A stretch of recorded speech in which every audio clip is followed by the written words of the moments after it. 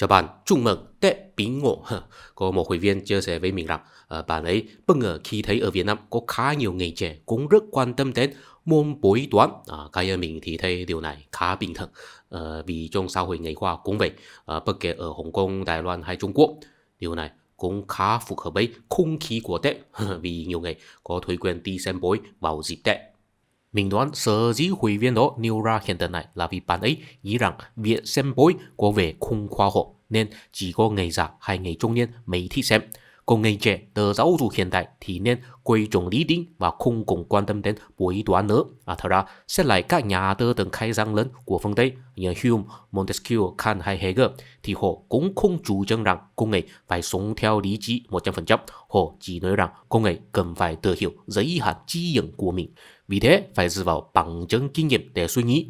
Cùng tôn giáo hay những vấn đề tâm linh thì không phải là chuyện đúng sai mà là lựa chọn cá nhân. Nói cách khác, người ta thích xem bói thì không liên quan gì đến tôi, và tôi thích xem bói cũng không liên quan gì đến người ta. Tất nhiên, nếu suy nghĩ sâu hơn, câu hỏi của hội viên đó có lẽ phản ánh một sự băn khoăn chung của người trí thức Việt Nam rằng văn hóa Việt Nam nên phát triển theo hướng nào trong bối cảnh thế giới ngày càng biến động và khi các ý thức hệ cũ ngày càng tỏ ra không còn ăn khớp với xu thế thời đại.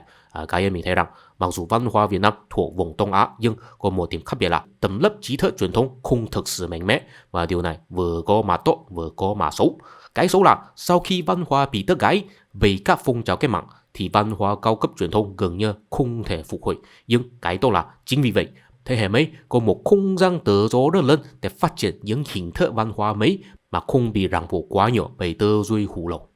Nói cách khác, thế hệ trẻ Việt Nam hiện nay nên cảm thấy mình khá may mắn, không cần chịu những đau khổ của thời cách mạng nhưng lại có cơ hội trở thành những người mở đầu cho tinh thần của một thời đại mới cho các thế hệ sau. Có thể nói rằng mặc dù văn hóa của thế hệ trước đã chấm dứt nhưng tuổi đại thế hệ hiện nay có cơ hội trở thành tổ tiên sáng nghiệp của các thế hệ tương lai về mạng văn hóa. Mình thấy điều đó cũng rất phù hợp với ý nghĩa vạn vật đổi mới trong không khí tệ. Và theo mình, cái mấy đó nằm ở việc phát triển văn hóa thông qua hoạt động sản xuất để kiếm tiền, chứ không phải mang mục đích khai sáng hay giáo huấn quần chúng.